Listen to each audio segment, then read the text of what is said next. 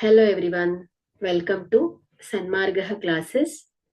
ಒಂದು ಚರಾಕ್ಷರವುಳ್ಳ ರೇಖಾತ್ಮಕ ಸಮೀಕರಣಗಳು ಅಧ್ಯಾಯದ 4ನೇ ಪ್ರಶ್ನೆಯನ್ನ ಗಮನಿಸಿ.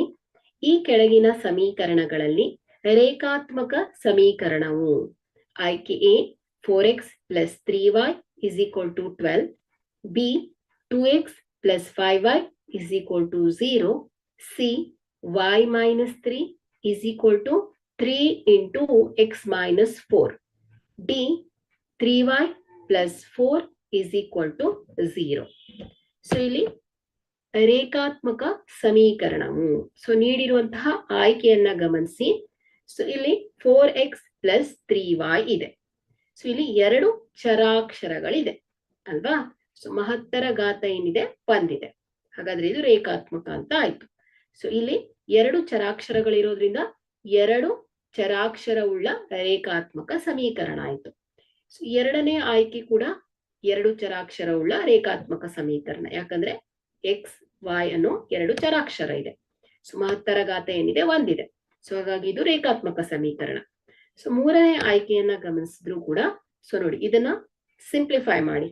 So y minus 3 is equal to 3x minus 12 ಅಲ್ವಾ. ಸೊ ಈಗ ಇದೇನಾಗುತ್ತೆ 3x minus y minus 12 minus 3 is equal to 0.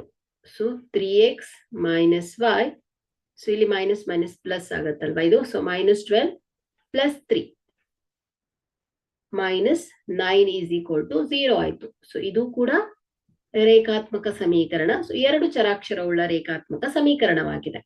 So D ಆಯ್ಕೆಯನ್ನ ಗಮನಿಸಿದ್ರೆ ಸೊ ಇಲ್ಲಿ ಕೇವಲ ಒಂದೇ ಒಂದು ಚರಾಕ್ಷರ ಇದೆ. ಸೊ ಮಹತ್ತರ ಘಾತ ಏನಿದೆ ಬಂದಿದೆ. ಹಾಗಾದ್ರೆ ಇದೇನಾಯ್ತು ಹೇಳಿ, ಒಂದು ಚರಾಕ್ಷರವುಳ್ಳ ರೇಖಾತ್ಮಕ ಸಮೀಕರಣ ಆಗತ್ತೆ. ಸೊ ಹಾಗಾದ್ರೆ ಇಲ್ಲಿ ನಾವು ಈ ಪಾಠದ ಹೆಸರೇನು ಹೇಳಿ, ಒಂದು ಚರಾಕ್ಷರವುಳ್ಳ ರೇಖಾತ್ಮಕ ಸಮೀಕರಣ ಅಲ್ವಾ. ಸೊ ಇಲ್ಲಿ ನಾವು ಕಲಿತಾ ಇರೋದು ಒಂದು ಚರಾಕ್ಷರಗಳನ್ನ ಒಳಗೊಂಡಿರುವಂತಹ ರೇಖಾತ್ಮಕ ಸಮೀಕರಣಗಳನ್ನ ನೋಡ್ತಾ ಇದ್ದೇವೆ. ಸೊ ಹಾಗಾದ್ರೆ ಇಲ್ಲಿ ರೇಖಾತ್ಮಕ ಸಮೀಕರಣವು ಅಂತ ಅಂದ್ರೆ ಇಲ್ಲಿ ಒಂದು ಚರಾಕ್ಷರವುಳ್ಳ ರೇಖಾತ್ಮಕ ಸಮೀಕರಣವನ್ನ ನಾವು ಹೇಳ್ಬೇಕು. ಹಾಗಾದ್ರೆ ಇಲ್ಲಿ ಕೊಟ್ಟಿರುವಂತಹ ಆಯ್ಕೆಯಲ್ಲಿ D 3y plus 4 is equal to 0 ಏನ್ ಹೇಳಿ ರೇಖಾತ್ಮಕ ಸಮೀಕರಣವಾಗಿದೆ. Thank you.